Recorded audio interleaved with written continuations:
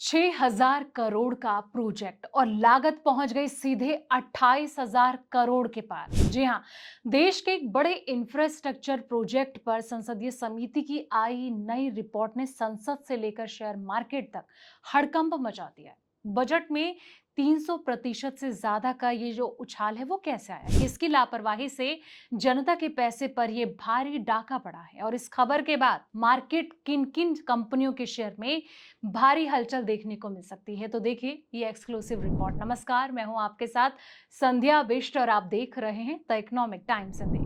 असम और अरुणाचल प्रदेश की सीमा पर बरसों से एक बड़ा बिजली प्रोजेक्ट बन रहा है और नाम है Subansiri lower hydro electric project. इसे बनाने का जिम्मा सरकारी कंपनी एनएचपीसी के पास है और ये प्रोजेक्ट जितना बड़ा है उतनी ही बड़ी मुसीबतों से भी फंस रहा है।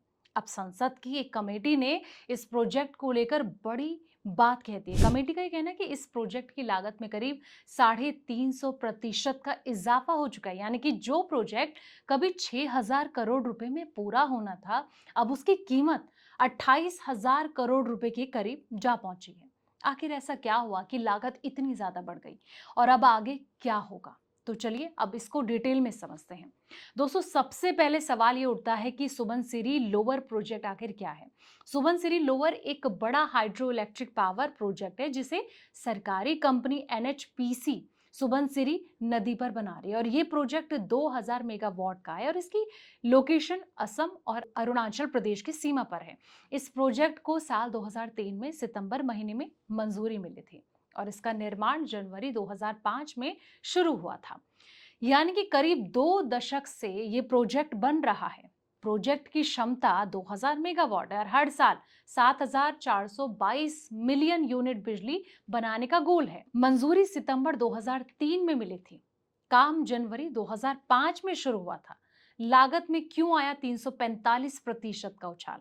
संसद की पब्लिक अंडरटेकिंग कमेटी ने अपनी 31वीं रिपोर्ट में एनएचपीसी के कामकाज की समीक्षा की। इसी में सुबनसिरी प्रोजेक्ट का जिक्र सबसे गंभीर मामले के तौर पर हुआ और कमेटी के मुताबिक इस प्रोजेक्ट को शुरू में cabinet committee on economic affairs यानी कि सीसीईए ने 6,285 करोड़ रुपए में मंजूरी दी थी, लेकिन अब इसकी अनुमानित पूरी लागत बढ़कर 27,948.52 करोड़ रुपए हो गई। कमेटी ने साफ शब्दों में कहा कि यह बढ़ोतरी जो है 344.66% है, जो कि अब तक का सबसे गंभीर मामला है। एनएचपीसी ने कमेटी को यह बताया कि इस देरी के पीछे कई फैक्टर्स बताए जा रहे हैं।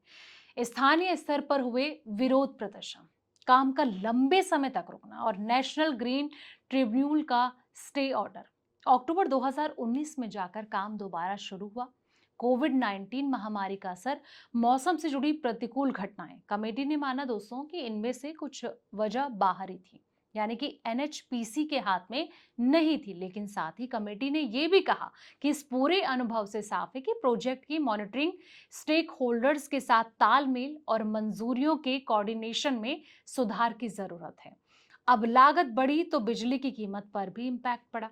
जब किसी प्रोजेक्ट की लागत इतनी बढ़ जाती है तो जाहिर है कि उससे बनने वाली बिजली भी महंगी हो जाती है। रिपोर्ट के मुताबिक सुबनसिरी प्रोजेक्ट का लेवलाइज्ड टैरिफ यानी कि पूरे टैरिफ पीरियड में बिजली की औसत लागत भी काफी ज्यादा बढ़ गई है और ऐसे में कहीं ना कहीं अगर देखा जाए तो टैरिफ पुरानी दर, नई दर लेवलाइज्ड टैरिफ 1.93 रुपए प्रति यूनिट यानी कि 7.49 रुपए प्रति यूनिट शुरुआत में, जो कि बिजली करीब 2 रुपए प्रति यूनिट के आसपास मिलनी थी, अब वही बिजली 7.5 रुपए प्रति यूनिट के करीब पड़ेगी।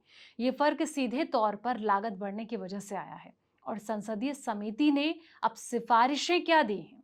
कमेटी ने सिर्फ आलोचना करके नहीं छोड़ा, बल्कि आगे के लिए कुछ ठोस सुझाव भी दिए हैं। कमेटी का ये कहना है कि बिजली मंत्रालय को एक ऐसा सिस्टम बनाना चाहिए जिससे कि इस तरह की जो देरी है और लागत बढ़ने की समस्या को समय रहते पकड़ा जा सके। और साथ ही दो और प्रोजेक्ट भी रडार पर, रिपोर्ट में भी ये सामने आया कि सिर्फ सुबनसिरी ही नहीं बल्कि एनएचपीसी के 3 प्रोजेक्ट ऐसे हैं जो कि समय और लागत दोनों में पिछड़े रहे हैं और में सबसे ज्यादा लागत बढ़ने का मामला सुबनसिरी का है। 500 मेगावाट का तिस्ता 6 प्रोजेक्ट, 120 मेगावाट का रंगीत 4 प्रोजेक्ट, ये दोनों सिक्किम में हैं। लेकिन जिस तरीके से कहीं ना कहीं इसमें बड़ी अनदेखी हुई है, इसके बाद देखना होगा कि किस तरीके का स्टेप इसको लेकर उठाया जाता है। फिलहाल इस रिपोर्ट में इतना ही। ऐसे पल पल के अपडेट्स के लिए आप देखते रहें द इकोनॉमिक टाइम्स हिंदी।